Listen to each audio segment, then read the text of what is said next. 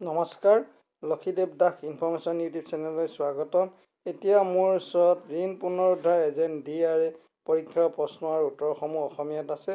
অংশ অষ্টম, প্ৰথম অংশ, দ্বিতীয় অংশ, তৃতীয় অংশ, চতুৰ্থ, পঞ্চম, ষষ্ঠম, সপ্তম মই উপস্থাপন কৰিলোঁ আৰু আপোনালোকে যদি চোৱা নাই ডেছক্ৰিপশ্যনত লিংক পাব, চাব।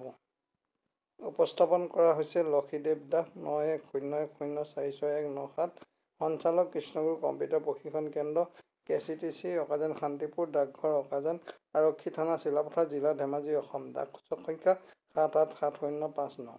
ঋণ পুনৰুদ্ধাৰ এজেণ্ট DRA পৰীক্ষাৰ প্ৰশ্ন উত্তৰসমূহ অসমীয়াত। প্ৰশ্ন নং 141। কোম্পানী আইন এক্টে পাব্লিক লিমিটেড কোম্পানী যি অনুসৰি যাৰ ডেছ সঁহাৰিসমূহ ক 10,000 টকা, খ 20,000 টকা, গ 35,000 টকা, ঘ 50,000 টকা। ইয়াৰ সঠিক উত্তৰটো হ'ব ঘ 50,000 টকা। প্ৰশ্ন নং 142। জমা একাউণ্টত বেংক আৰু গ্ৰাহকৰ মাজত মুখ্য সম্পৰ্ক হৈছে সঁহাৰিসমূহ ক ঋণদাতা বেংক, ঋণদাতা গ্ৰাহক, খ ঋণদাতা বেংক, ঋণদাতা গ্ৰাহক, গ এজেণ্ট প্ৰিন্সিপাল, ঘ কেৱল ক আৰু খ। ইয়াৰ সঠিক উত্তৰটো হ'ব খ ঋণদাতা বেংক, ঋণদাতা গ্ৰাহক। প্ৰশ্ন নং 141। বেইলী সম্পৰ্ক ইয়াত প্ৰযোজ্য।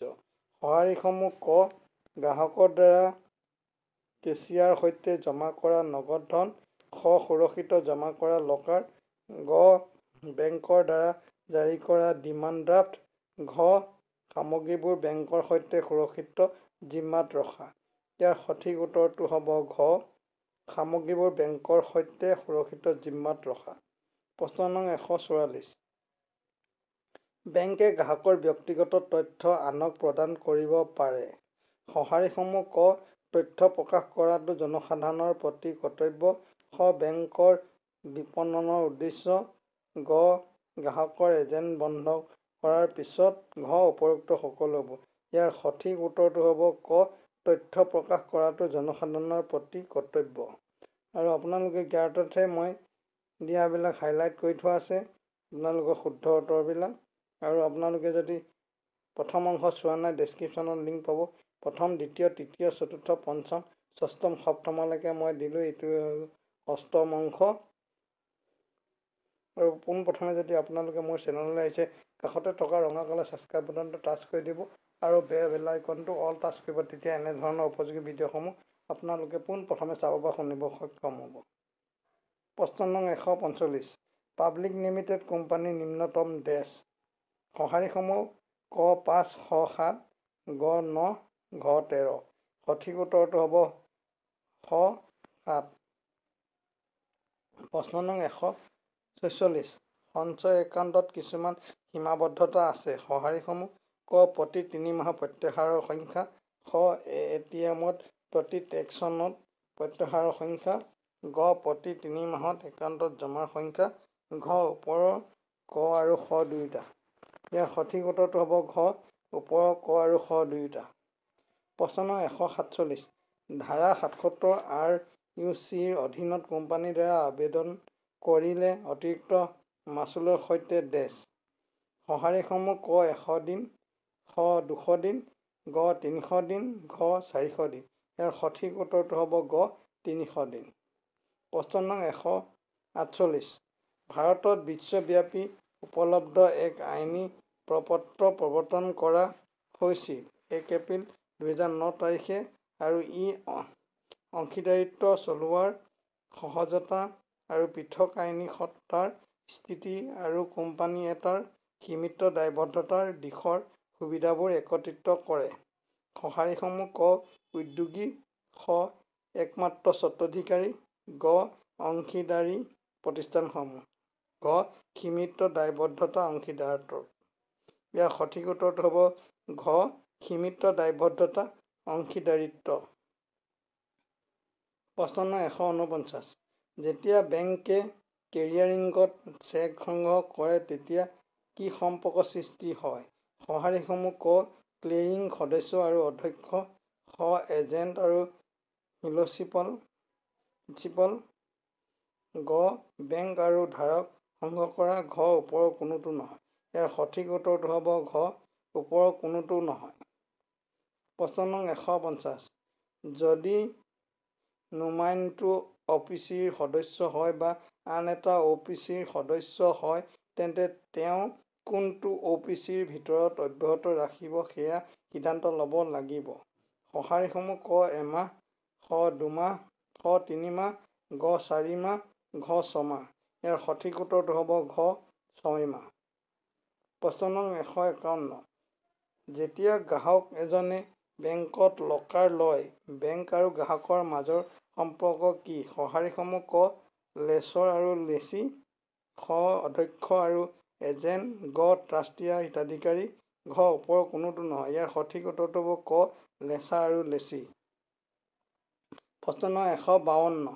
ব্যক্তিগত লিমিটেড কোম্পানীৰ বাবে নিম্নতম পৰিশোধ কৰা মূলধন কিমান হ'ব লাগে? সঁহাৰিসমূহ ক 500 টকা, খ 75,000 টকা, গ 10,000, গ 1,00,000 টকা, ঘ 300 টকা। ইয়াৰ সঠিক উত্তৰটো হ'ব গ 1,00,000 টকা। প্ৰশ্ন নং 153। LIC আঁচনিৰ বিপৰীতে আগবাঢ়ি যাওঁতে সৃষ্টি কৰা চাৰ্জৰ প্ৰকৃতি হৈছে? সঁহাৰিসমূহ ক এছাইনমেণ্ট, খ লিয়েন, গ প্ৰতিশ্ৰুতি, ঘ ছেট অফ কৰক। ইয়াৰ সঠিক উত্তৰটো হ'ব ক এছাইনমেণ্ট। প্ৰশ্ন নং 154। অন্তৰ্ভুক্তিৰ তাৰিখৰ পৰা উকলি যোৱাৰ পিছত এটা অ.পি.চিয়ে স্বেচ্ছাই যিকোনো ধৰণৰ কোম্পানীত গোপনে থাকিব পাৰে। সঁহাৰিসমূহ ক 5 মাহ, খ 1 বছৰ, গ 2 বছৰ, ঘ 3 বছৰ। ইয়াৰ সঠিক উত্তৰটো হ'ব গ 2 বছৰ। প্ৰশ্ন নং 155। যদি মনোনীত ব্যক্তি এজন অ.পি.চিৰ সদস্য হয় বা ইতিমধ্যে আন এটা অ.পি.চিৰ সদস্য হয় তেন্তে তেওঁ কোনটো অ.পি.চিৰ সৈতে অব্যাহত ৰাখিব সেয়া ডেছৰ ভিতৰত সিদ্ধান্ত লৈছে। সঁহাৰিসমূহ ক এমাহ, খ 3 মাহ, গ 4 মাহ, ঘ 6 মাহ। ইয়াৰ সঠিক উত্তৰটো হ'ব ঘ 6 মাহ। প্ৰশ্ন নং 156। নিম্নলিখিত কোনটো বেংকৰ প্ৰাথমিক? সঁহাৰিসমূহ ক সাধাৰণ লিয়েনৰ অধিকাৰ, খ ছেট অফৰ অধিকাৰ, গ বিয়োগৰ অধিকাৰ, ঘ উপৰোক্ত সকলোবোৰ। ইয়াৰ সঠিক উত্তৰটো হ'ব ঘ উপৰোক্ত সকলোবোৰ। প্ৰশ্ন নং 157। মই যিকোনো কোম্পানীত য'ত পেইড আপ শ্বেয়াৰ মূলধন 51%তকৈ কম নহয় কেন্দ্ৰীয় চৰকাৰ বা যিকোনো ৰাজ্য চৰকাৰৰ হাতত আছে। সঁহাৰিসমূহ ক প্ৰাইভেট লিমিটেড কোম্পানী, খ পাব্লিক লিমিটেড কোম্পানী, গ চৰকাৰী কোম্পানী, ঘ ওপৰৰ কোনোটো নহয়। ইয়াৰ সঠিক উত্তৰটো হ'ব গ চৰকাৰী কোম্পানী। প্ৰশ্ন নং 158। বেংকৰ গ্ৰাহক সম্পৰ্ক যেতিয়া সমাপ্ত হয়?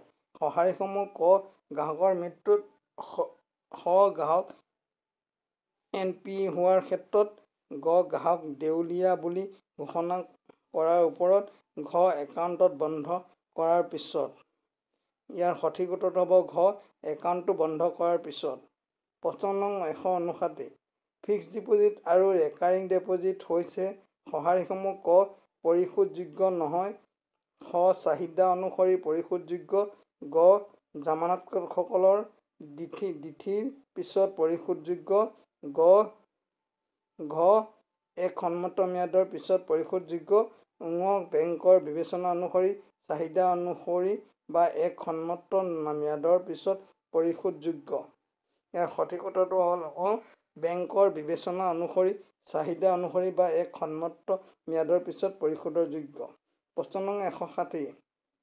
একাউণ্টটো যুটীয়াভাৱে পৰিচালনা কৰা হ'ব আৰু যুটীয়াভাৱে বা জীৱিত দুয়োকে পৰিশোধ কৰিব লগা ধনৰ যদি কোনো যুটীয়া ধাৰক কমি যায়।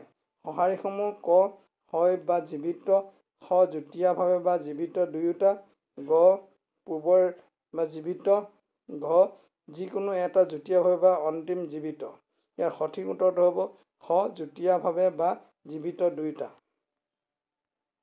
ধন্যবাদ ইমানখিনি সময় আপোনালোকে দিয়াৰ বাবে। আৰু নেক্সট অংশটো আহি আছে, নৱম অংশ আহি আছে আপোনাৰ। এই নেক্সট ভিডিঅ'ত আপোনালোকে চাব পাৰিব। আৰু আপোনালোকে পোনপ্ৰথমে আহিলে চেনেলটো ছাবস্ক্ৰাইব কৰি দিব আৰু বেল আইকনটো অল টাচ কৰিব, তেতিয়া এনেধৰণৰ উপযোগী ভিডিঅ'সমূহ আপোনালোকে চাবলৈ সক্ষম হ'ব। আৰু আপোনালোকে এদিন আৰু নৱম খণ্ড, দশম, একাদশ সময় চাবৰ বাবে অপেক্ষা কৰক।